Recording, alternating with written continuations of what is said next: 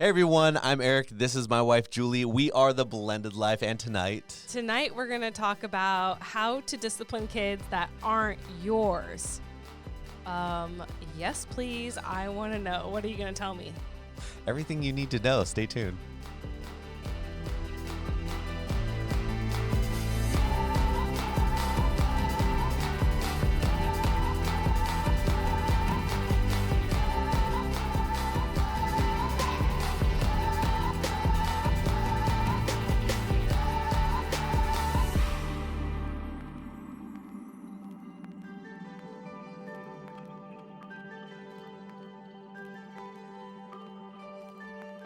Hey everyone, welcome back. Today we are talking about How to discipline kids that aren't yours.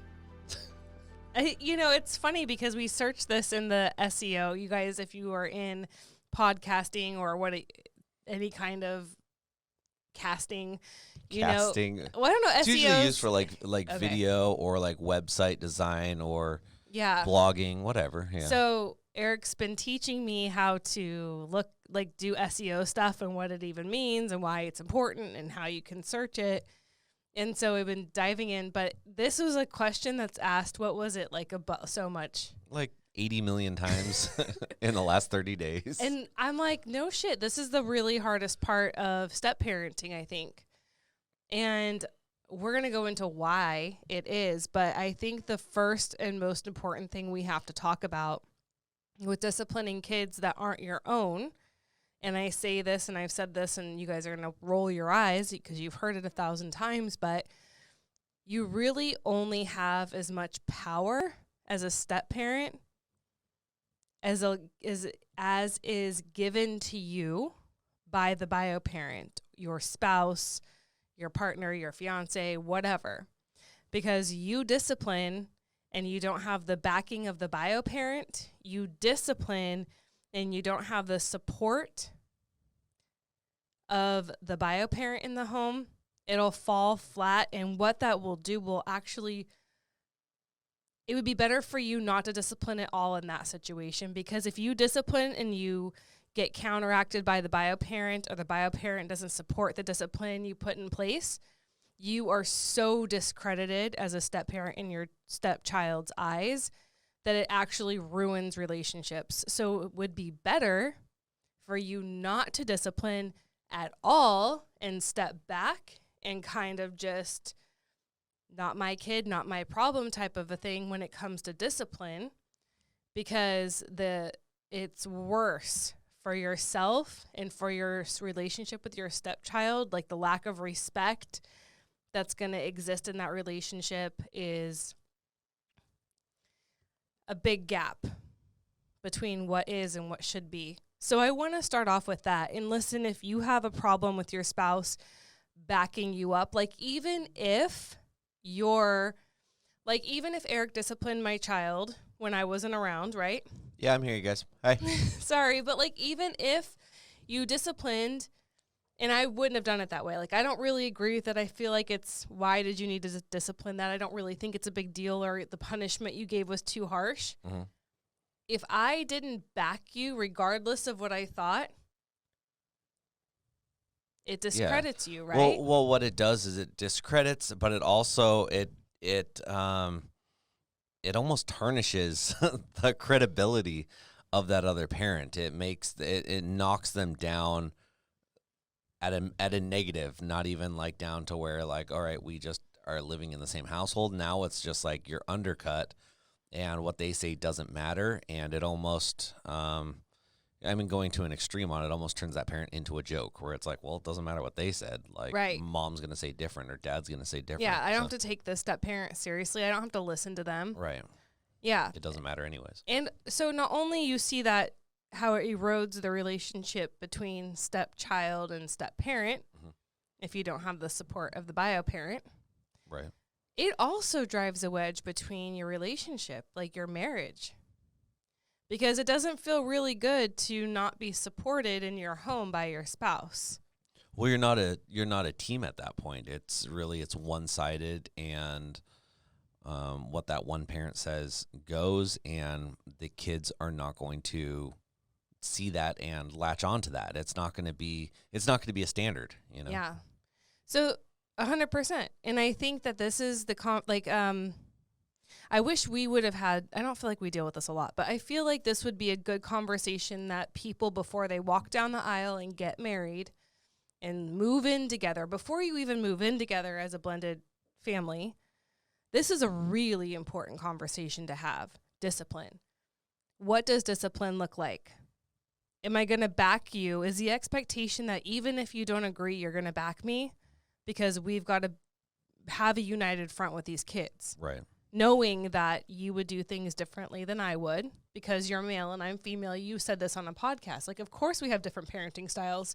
Not only are we bio and step, but we're male, female. Right. And that's, know? but that's an important dynamic to have in a household. I mean, you need your male role and your female role.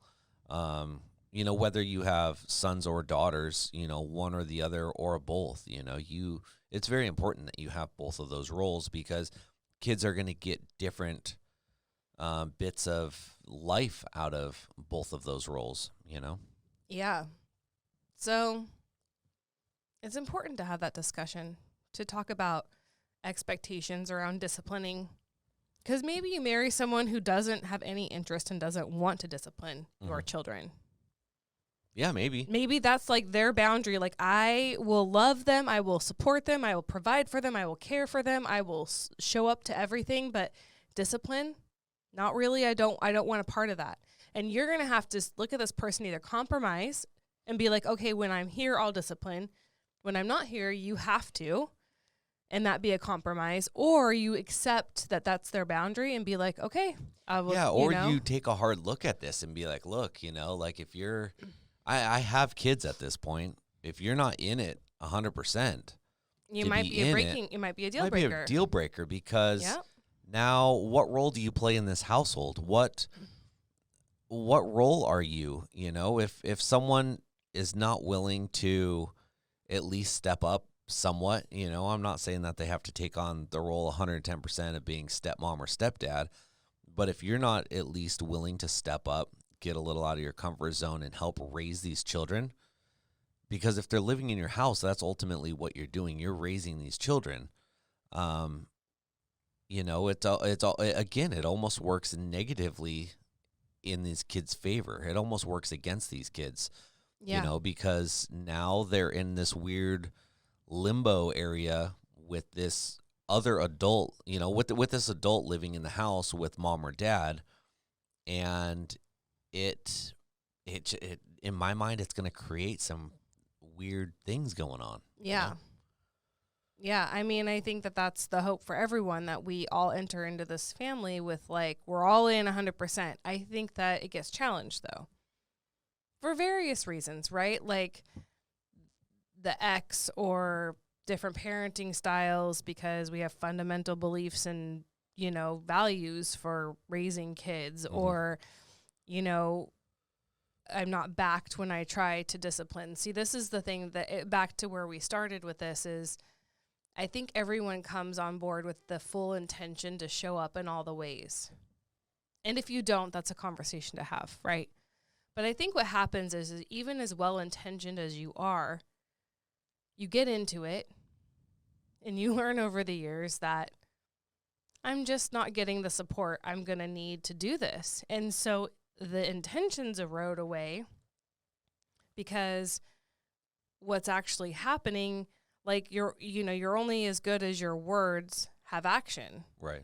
So even if you say, yeah, I expect my spouse to be in it 100%, but if you're not backing your spouse 100%, then then you can't be mad at that. Yeah, like, it's just kind of, but see how it all kind of erodes into something really, really weird. Yeah, for sure.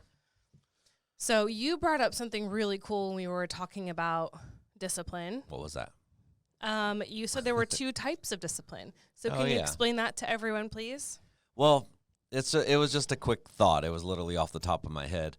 But I feel like there's there's probably others, you know, but just when I think about it, Eric's two types of discipline is really good. I feel like there's the immediate discipline, kids doing something, kids yelling, kids hitting their brother or sister, you know, they're This throwing happens like stuff. 392 times in our house a day. Well, here's what it, yeah. Well, here's what it is. There's immediate discipline. That's like the type of stuff that happens at school in a classroom, you know, that happens at home at Like, the dinner table. As soon as a child does something, you There's immediate discipline. immediately And you stop the behavior.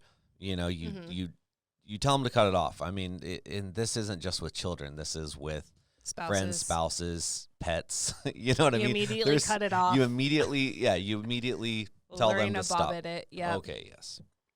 So there's immediate discipline, and I think everyone's probably pretty good at this or feels this the most. It's the one that it's reactionary. It's the knee-jerk, right? It's easiest for sure because it's in the moment, and you're all worked up anyway. You have the feelings about it. Red, you have the feelings about it, and you instinctually act upon their behavior, right? You know. So you think that step parents are more comfortable immediately disciplining kids? Or I don't know if it's that they're more comfortable. I think that it's just something that all of us have in us. Right. Everyone has it in them. You know, it doesn't matter, male, female, anything. Like, you have a knee-jerk reaction when something's going on.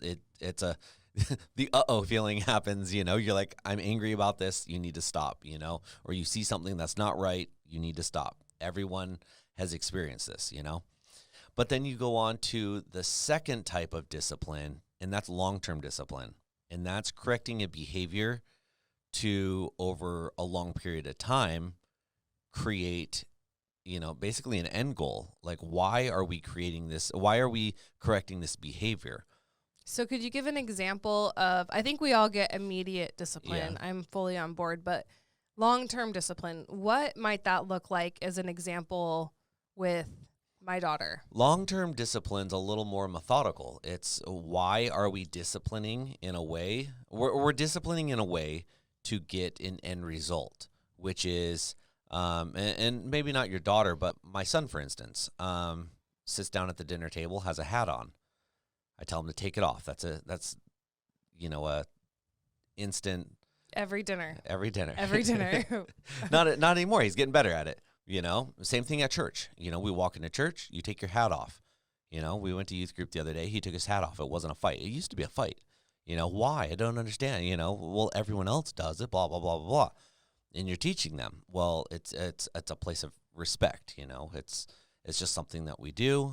And this is a very surface, you know, type of discipline. It's a sign of respect, right? It's in a sacred place. Yeah. You just don't. So whatever we're disciplining for, it's for a long term. When they're older, or in a year from now, or 10 years from now, whatever it may be, this discipline has stuck, but it also has meaning to it. It's not just because, oh, Dad once said so. Dad said to take his hat off. He doesn't like the hat I was wearing. It's because it's a sign of respect. It's a sign of, you know, showing up differently and respecting. And that's something that carries on through life. So I feel like when you get to this type of discipline, there needs to be more conversation involved. There needs to be explanation of why we're correcting the behavior this way. You know, if we could talk to our dogs and we tell them not to pee in the house, not to go to the bathroom in the house, if you're going to tell your dog why, and your dog looks at you like, well, this is the most convenient spot, right? Well, because it ruins our floor, it makes our house stink, you know, it creates a much bigger mess, blah, blah, blah. You know what I mean? Like, if you could somebody has to clean it up. It ain't going to be you. Right. Exactly. So if you could explain to your dog why not to go to the bathroom in the house, it's a long-term effect. And, you know, and you see where I'm going with it? You know, if we explain this to them, kids understand, and kids aren't stupid. Yeah.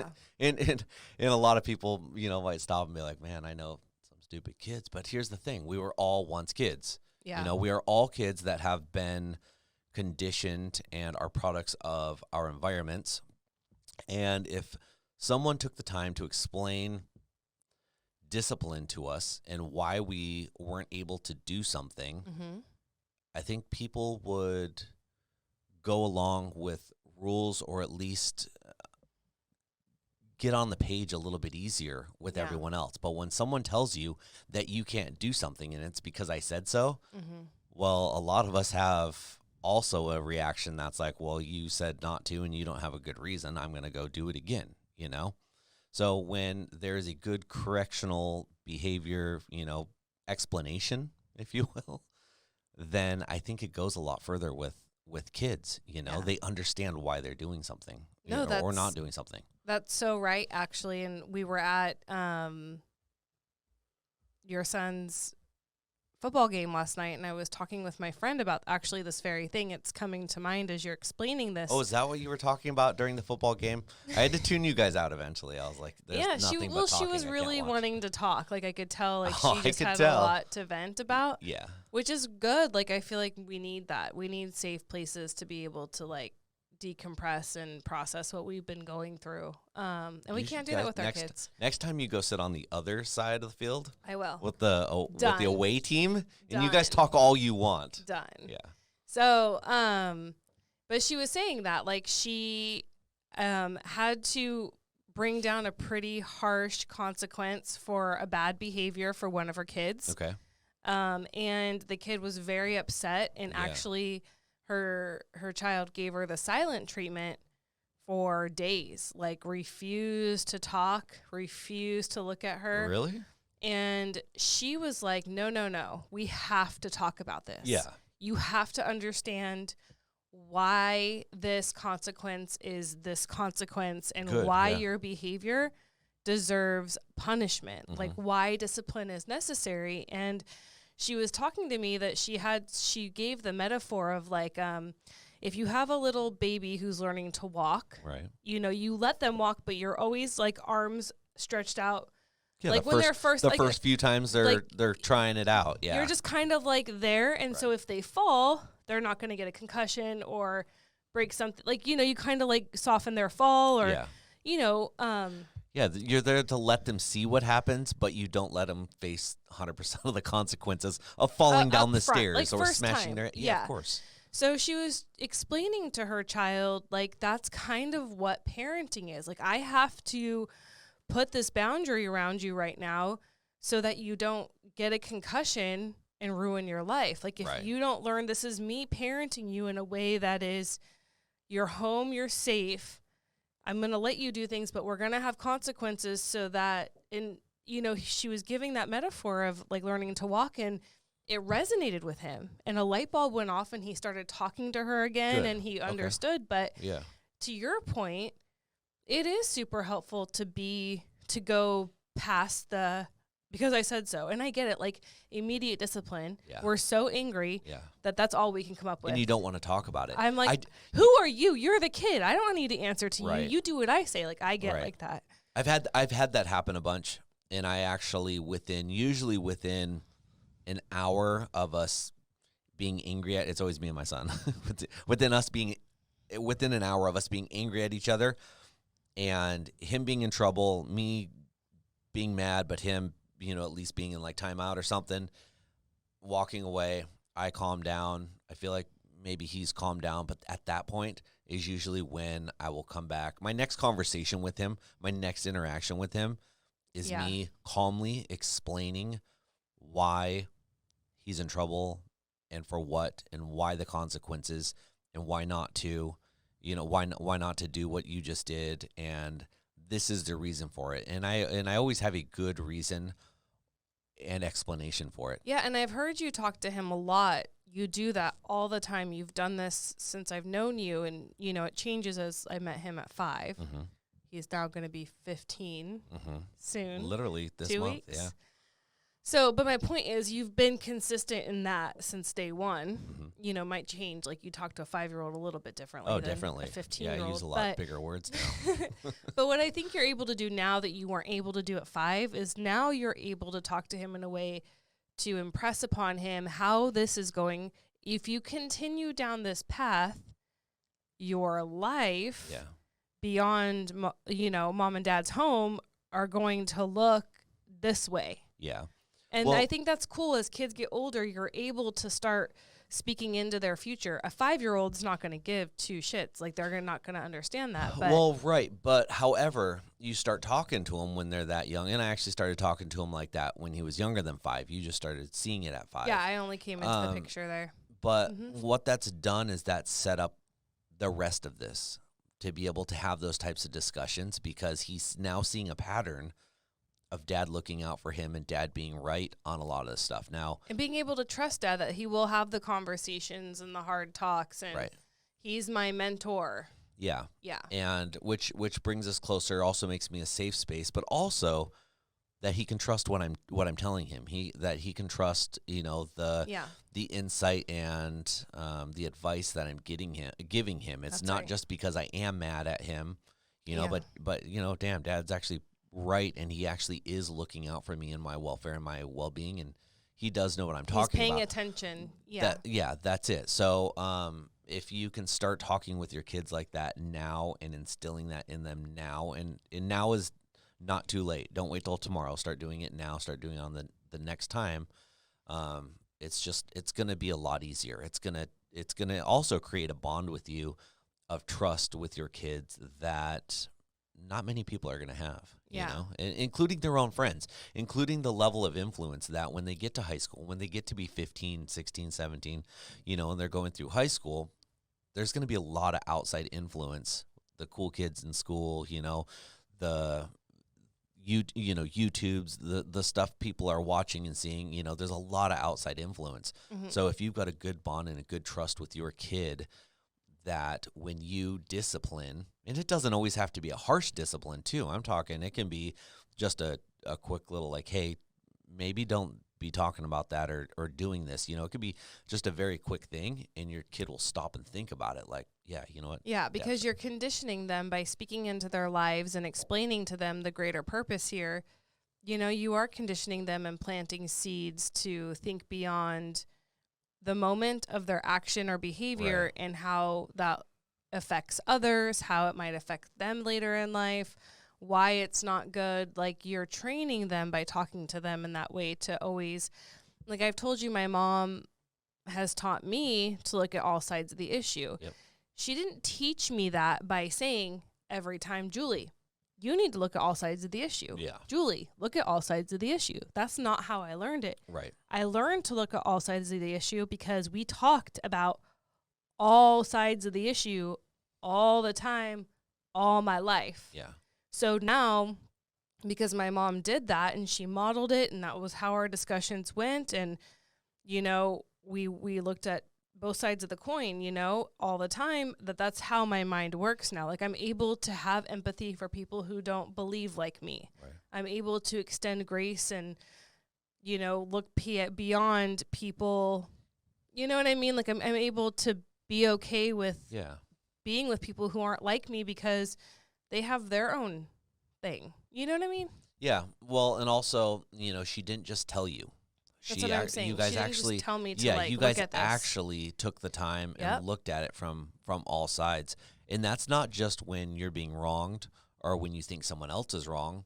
It's also when you're right and someone else thinks you're wrong. It's being able to look at it and be like, am I on the right side of this? Am I actually doing the right thing? And I think that comes with that's a good life lesson for all of us. It is. And being able to understand that the person who wronged me has their own reasons for doing so, or own limitations. Yeah. Or, maybe it really had nothing to do with me Yeah. and stuff that's going on with them. Like, she just always taught me to deconstruct things and not be so,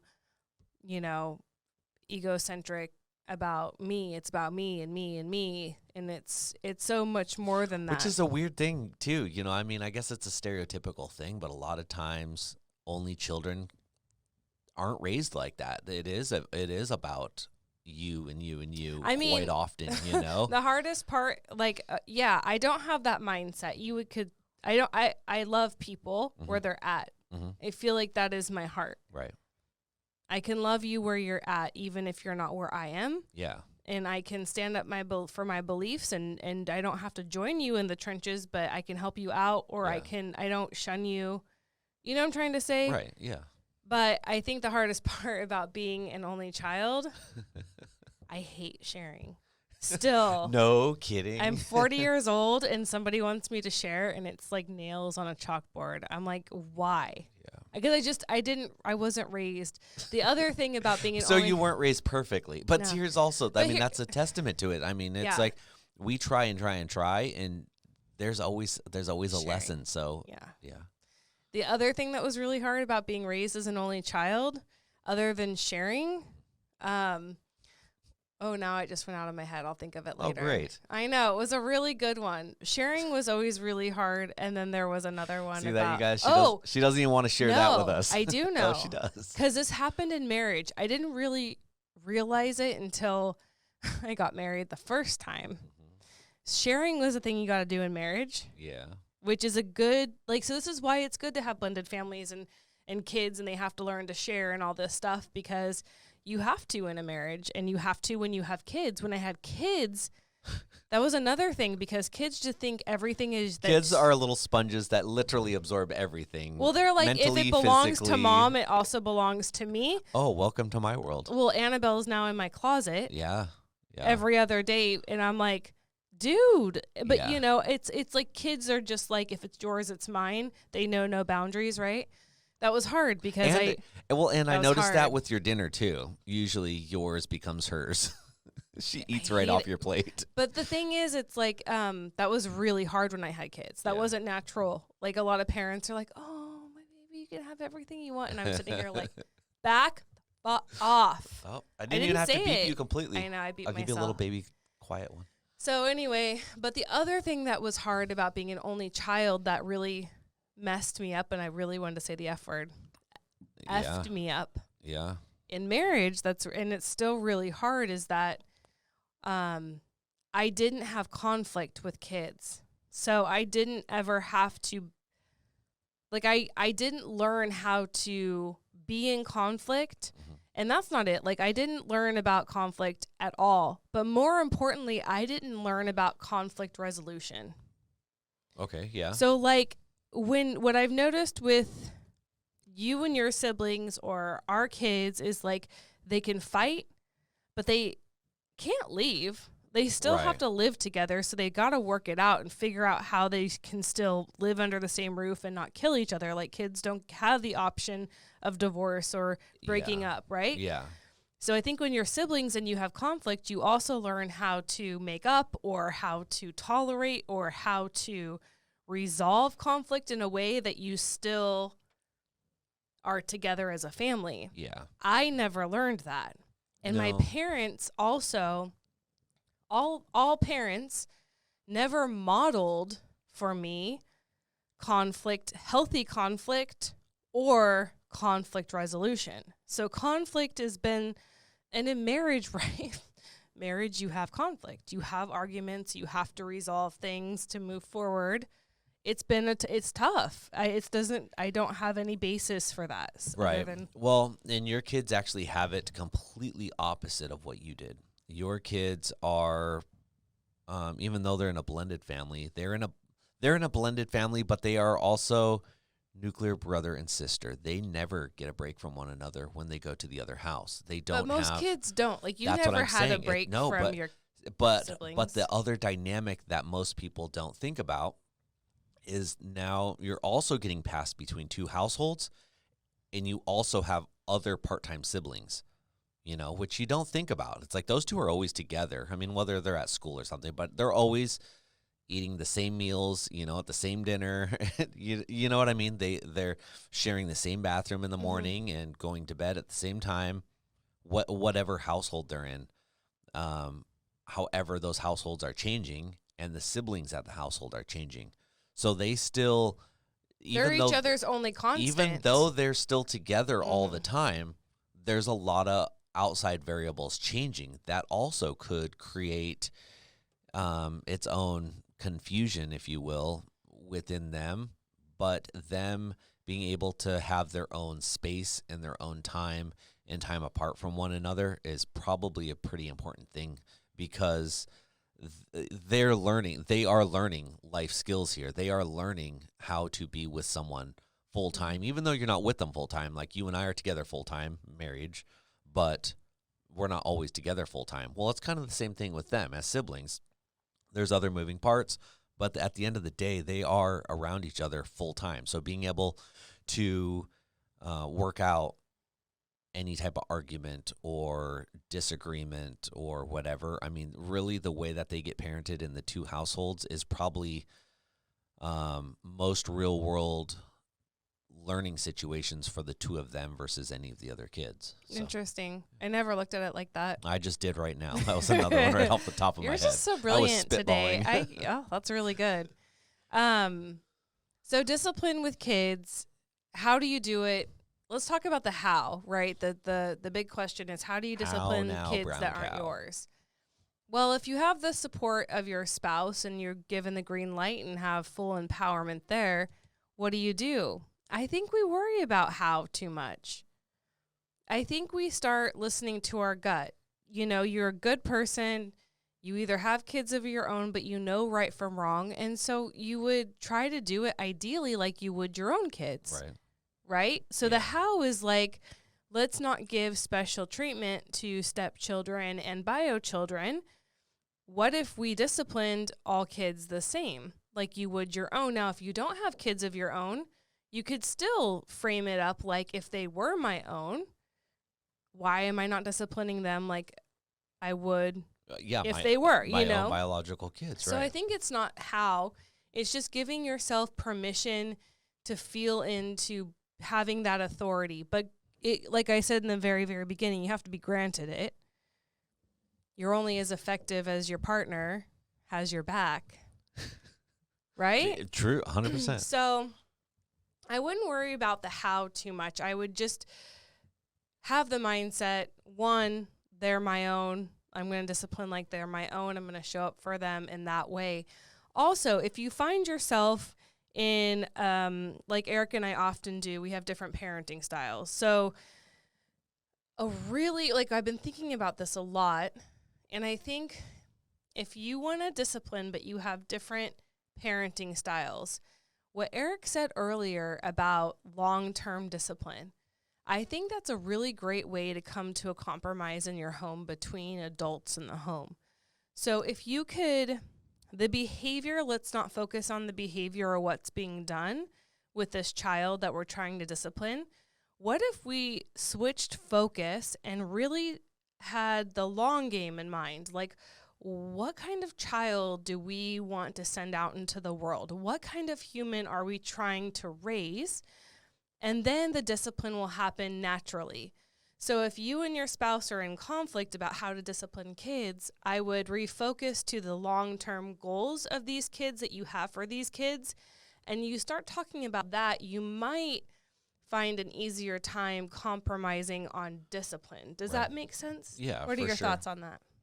Yeah, I think it's always important to have the long game in mind, when you're disciplining and like, what am I disciplining for? Yeah. What's the goal of this discipline? Yeah. Like what? Yeah. Is there an actual thing in mind, and why is it? A lot of it comes down to, what you and your spouse agree on too, and like you said, you don't have to agree on everything, but it's good to talk about it, because what I might value or not value, you might value or not value opposite of me, and I have learned a lot over the years of what you value, that I may not have ever thought of to begin with, or wasn't that important? Yeah. Right. I mean, okay, it's not a bad thing, but I'm not like on fire, sold out over it, Yeah. So listening to your spouse and letting them talk about their values and, maybe for their kids, we can grow from that. We can learn a lot from that. And we might not be on board right at the beginning about that. But over time, if you don't just shut down the conversation, you let people have difference of opinion. Right. A lot of times things will change, and you'll see, you might not have agreed with that in the first place. And you still might not at the very end. But you might be able to at least understand it. And the more that we understand and the more that we can see, the coin from both sides, I feel the better well-rounded we become. And, just understanding people it's a lot better. So. Yeah. And, also listening to your spouse talk might annoy you. I mean, we know it annoys you. No. But I think that it also can soften your heart towards something that you didn't even know your heart needed softening towards. Or it might enlighten you in a way you didn't know you need to be enlightened. Or it may just help you understand your spouse and be like, okay, I might not agree with this, but couldn't hurt, Right. right? Yeah. Like, it couldn't hurt, like this boundary or this. So let's talk about boundaries, because I think that this is a very underrated way to discipline. I think we oftentimes discipline with punishment and consequence, which is really important, right? That's an important But what's life to keep lesson. them from doing it again? Well, the important life lesson is that there's consequences to everything in life. Good decisions have good consequences. You know, if you're going to be abusive to someone, there's bad consequences to that, right? And that's an important lesson that kids have to learn, because you're not born you're not born knowing about consequences. Right. That's not. That's something that it's we you learn learn as we go. As you go. So and you know what's weird about that? And the older I get, the more I see, like, every culture, every religion is very different. You know, there's a lot of differences out there. So what I think right now, what I believe right now, what I believe is right and wrong, there's a lot of people out there who don't agree with you. Who don't agree with it, That's right. with any of it, you know? And Right. it feels so natural to me, because that's the way that I was brought up and I was raised. But being able to see it from both sides, and maybe not understanding it from both sides, but being understanding about it from both sides, really makes a big difference in my day-to-day, the way I carry myself. Right. And, you know, I always, I'm trying to reframe, and I was going to post this on our social media, but like, being a part of a blended family is truly an opportunity for you to become a better person, because it will grow and challenge and shape you in ways that you couldn't do any other way. Ways that you never hoped for. Right. And Really. so, you know, and being able to have different parenting styles, what if we reframed that from being a bad thing in a marriage and a home? It's really hard. I'm not saying we experience that. It's hard when you have different parenting styles. But what if we reframed it as like, this is an opportunity to make our children more well-rounded? Right. Right. Because now they get an opportunity to experience a lot of different sides of things. And then why don't we start seeing that as a positive, instead of trying to make everyone fit into our own little box? Fit into my box. Oh, okay. But you know what I mean? Yeah. Like, but boundaries, really quick. Boundaries are a really important part of discipline that are very underrated and underutilized, right? We punish, we give consequences, yeah. but I think setting boundaries is a great gift to give kids, because it teaches them how to set boundaries for themselves later in life, at their job, in relationships, with friendships, so they don't get walked on or used, you know? And so boundaries is a great way in step parents. If you're not ready to dole out consequences and you don't feel really comfortable with, you know, immediate discipline or even long-term discipline, and boundaries, start there. Well, and to take it one step further, one that you'll appreciate, Mm. maybe even more than boundaries, but one I've learned a lot from you from, is structure. Why you laugh at that? Because you always it used to be such a point of contention. I know, but look at this is exactly. See, at least I'm so I'm just like, what I'm like, I want to give up. Like, you don't like it's that. a hard. No, it's hard. it's such a hard thing, but it's such a true thing. Like, you've always spoke that kids need structure, and it just makes them feel safe in an out of control world. It does, and I know you want to laugh at me for it now. I but don't. I'm like, I just. But it's exactly what I was talking about a little while ago. That it might not be exactly how I wanted to raise my kid or how I knew to raise my kid, but as we've gone on, like, I've learned this from you, that structure is an important thing. I mean, my son was homeschooled the last 2 years without a lot of structure involved in that. I wasn't excited about him homeschooling to begin with, but it was one of those things that I was like, well, kind of not my thing, not my problem. It wasn't going to be something I was going to be a big part of, because I wasn't going to be his teacher. And boy, did that not go the way that I expected it to, you know? And boy, did that not go the way his mom expected it to. And now we're both on the same page, like, this kid needs some structure. It has not gone the way it has. And now, even leading up to 2 days before, or the day before he started going back to school, it was an absolute nightmare, you know? I mean, the couple of days leading up to school, him going back was an absolute nightmare. But now that he has been back and he has this structure and he has, it's not a hard bedtime, but he has within about a 45-minute range that he's going to bed every single night. And he has a time that he needs to be at school and a time that he has each class. And I mean, he's a freshman in high school. So that's just a hard time for kids in general. You're doing new things, but he's got a bit more of a structure. He has a certain time he gets out, a certain time he goes to practice. Football provides a whole range of structure that Exactly. you can't, and coaches don't give two flying SHITs Wow, none about of us parents. can spell. No, Like, they're that's going to it, and that's discipline great. and do But what that's they. exactly why I'm like, when he's like, I want to But play. could you imagine having being a football coach and having running football practice with zero structure and just letting the kids do whatever they wanted for an hour? Like, they're there, they know they're supposed to play football for an hour, No, it's but a waste we of have time. zero structure. It's a waste of time. Kids would learn nothing. Well, and that was the big thing that I found. I think where structure really started to become a thing is when I was coaching hockey, because that's the type of hockey program I went into. I never played in that hockey program, but then going into it, I'm like, that's the only thing around here for our kids now. It's a free-for-all. And it was like we got there.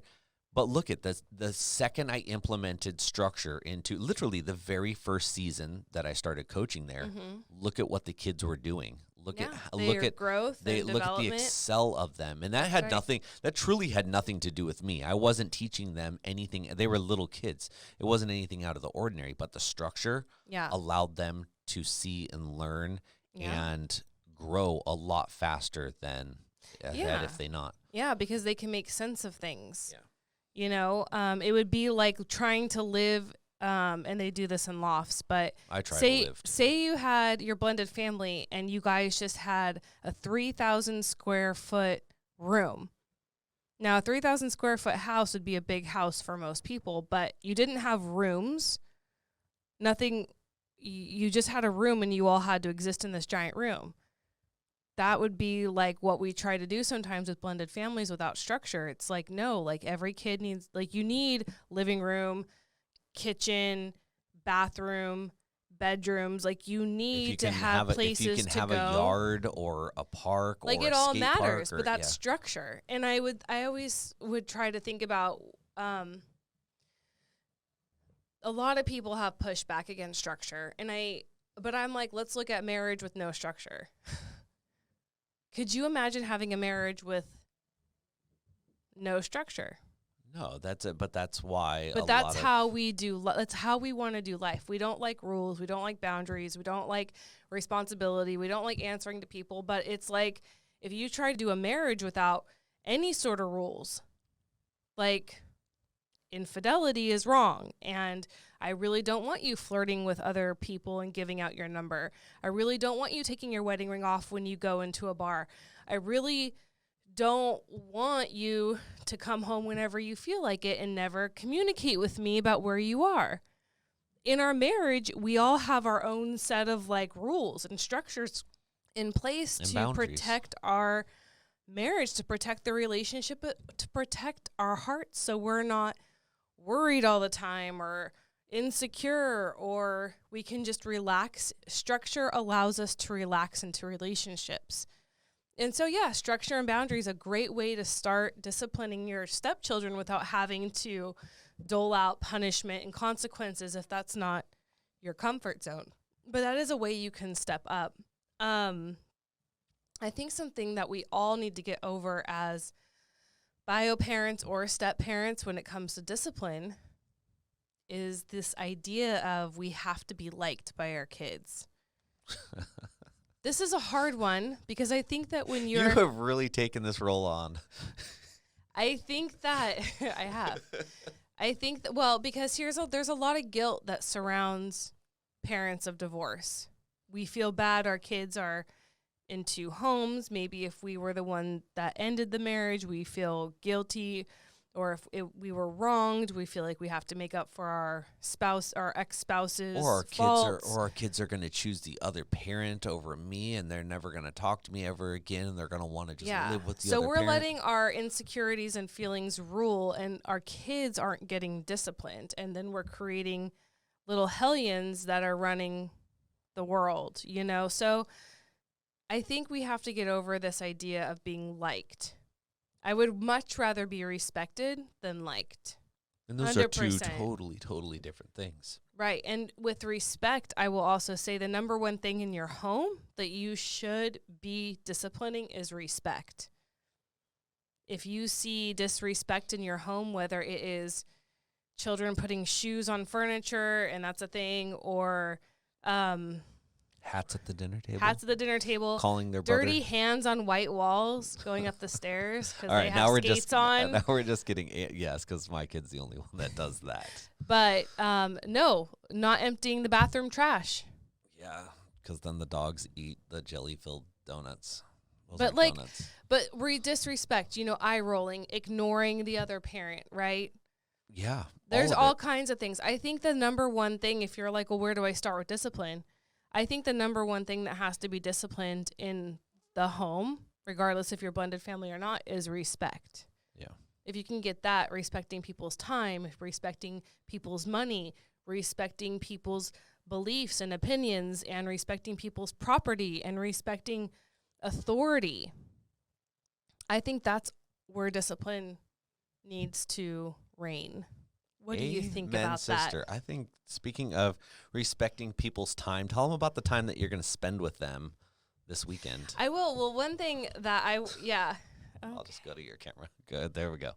So I've been doing a read along. This week we're going to read, this week we will have read chapters 7 and 8 in Grace-Filled Step Parenting by Lori Short.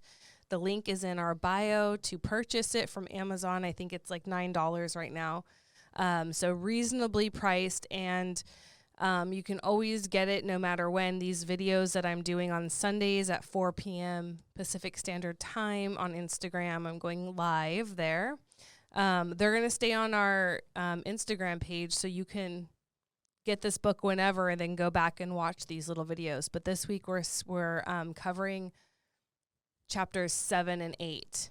And the last point I have to make, and then you can close out, is discipline is really important as a step parent in your home because it kind of establishes your authority.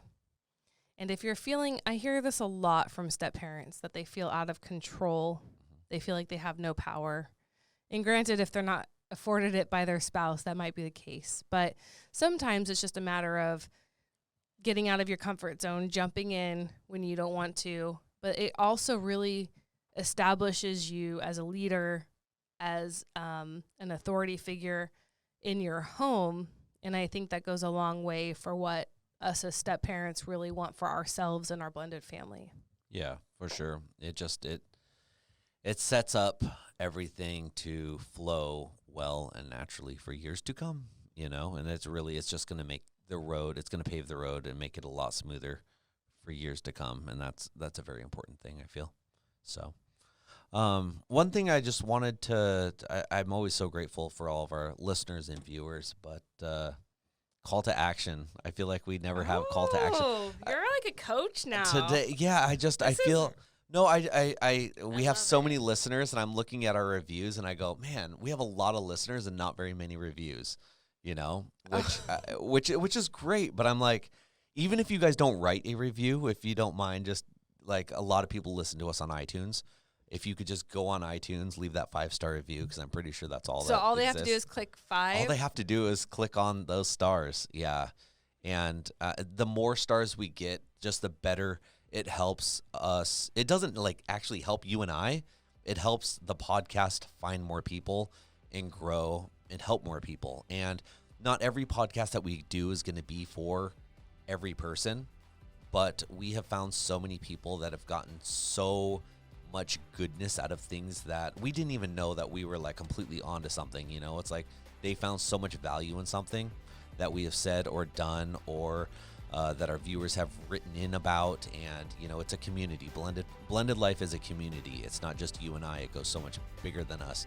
So if you guys don't mind leaving those reviews, that is awesome. That would just help us. It would help others that don't even know about us yet. So it's a big thing. And then smashing that thumbs up button, giving us a like on YouTube if you watch us on there. And we also have our Patreon and our Buy Me a Coffee. If you guys are interested in helping us and supporting Julie and I and this podcast in any other way, we have links to that below. So that's always greatly appreciated. So, yeah, thanks, you guys. all right, you guys, we are the Blended Life. We'll see you next time. Bye. Bye.